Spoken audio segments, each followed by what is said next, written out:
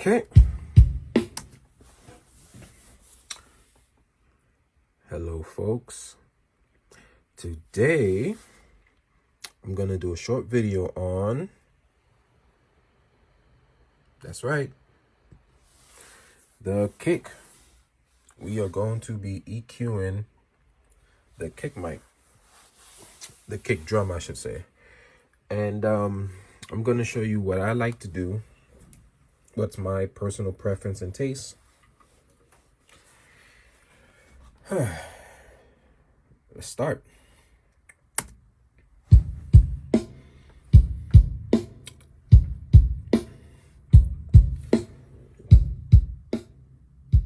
Gonna turn this down just a little bit. All right, so when EQing a kick, especially in live sound, you don't have these many bandwidth and shells and filters available. Usually it's 4 and a high pass or a low cut. Some mixers give you, a low pass and a high cut, but they don't give you all of these parameters. So I'm gonna stick to what I like to do when mixing in a DAW, and sometimes it follows almost exactly what I do for live sound. So I'm just gonna get rid of that because I don't use it. I'm gonna get rid of that as well. I'm gonna activate this, kind of clear up anything that I don't need. So usually nothing for the kick really is above 5K, so I'm just gonna leave that there.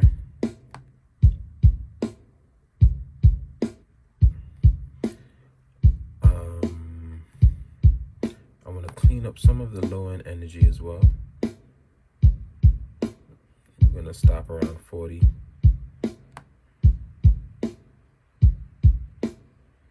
All right, okay. And what I'm gonna do is give a boost here. And I'm gonna find a sweet spot for this particular, I guess you could say, kick mic that was used, or the type of kick drum brand that was, used to record this, right? So sort of found the sweet spot, and as you can see here, a lot of low end energy is coming from the kick drum, and that's its natural, its natural state of being when it comes to the frequency spectrum in sound and audio. Majority of its energy and its information is in the low end. It's a low end instrument. The other thing I'm gonna do is clean up some of the things that I don't necessarily need, and that will be in the low mids. Gonna kind of narrow that just a little bit more.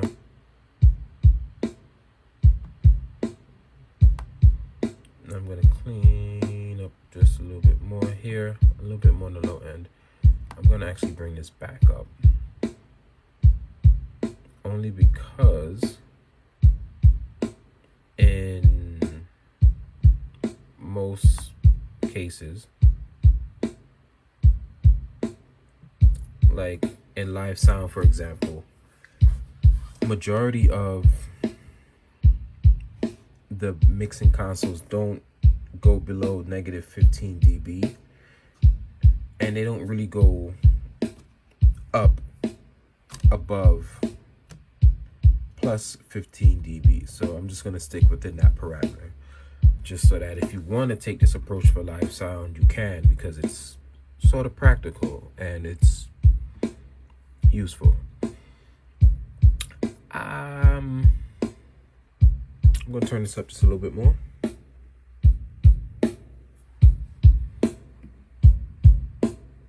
All right, so I'm getting the punch that I want. I'm gonna widen this a little bit more. All right, there we go. Probably gonna move it up just slightly.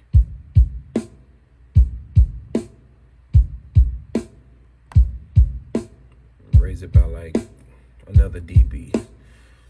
So, somewhere like plus 4 dB in the low end. And I'm taking out what I don't need in the mid range. And that's just for the punch, for the feel, for that heaviness, that weight that you hear in the headphones, that you would feel coming out of your subs if you were at a concert or at your church or at a festival, or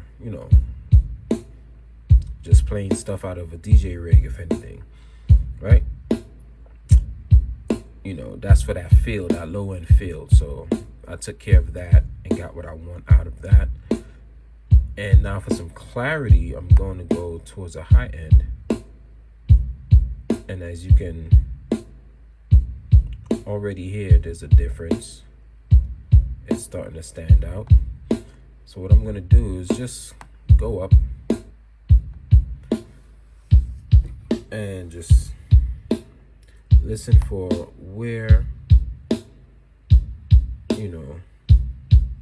it sounds good, because every kick mic produces a different sound, every kick drum has a different tone, but then also you gotta know your genre of music. You gotta know what it is that's interesting sound.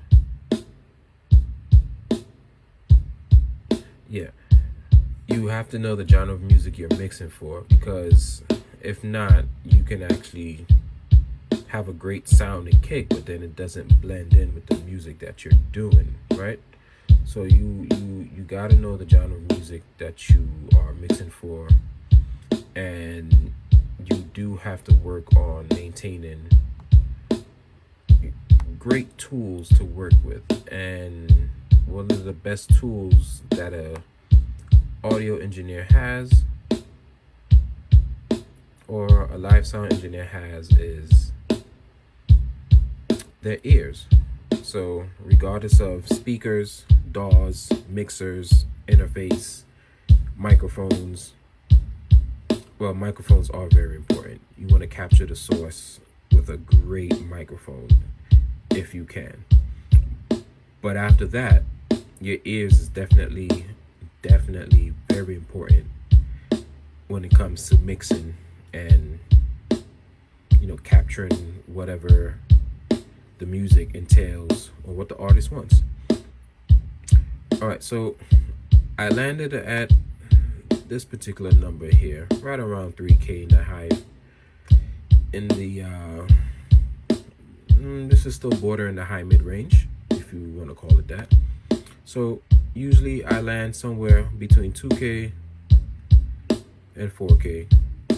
Even in live sound, I land somewhere between those 2 hertz, between 2K and 4K. 2K sounds really cool. Usually in live sound, 2.5K was, a very well-known sweet spot when doing live sound earlier on in the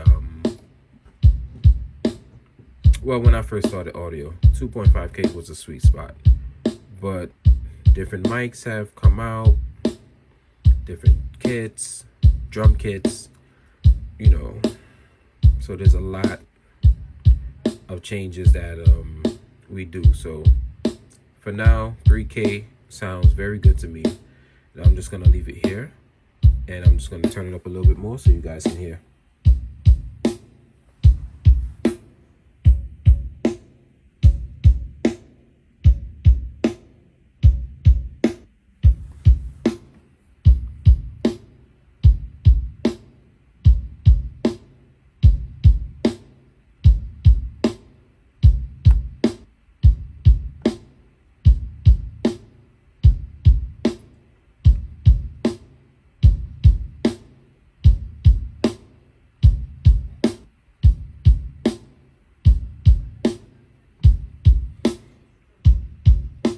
All right, so I lowered the low end hertz wise. So I went a little bit lower, and I'm getting a little bit more low end, a little bit more thump. So it sounds good here. And this is just EQing for the kick alone. Normally what you want to do is listen to the mix in its entirety and hear what it's giving you with everything playing at once, and in that way you know exactly what it is you need to do. But just for the purpose of this particular video, which is focused on the kick drum itself, this is sounding pretty good. So I'm just gonna leave it here, and I'm gonna let it play out for a few more bars. You guys let me know what you think.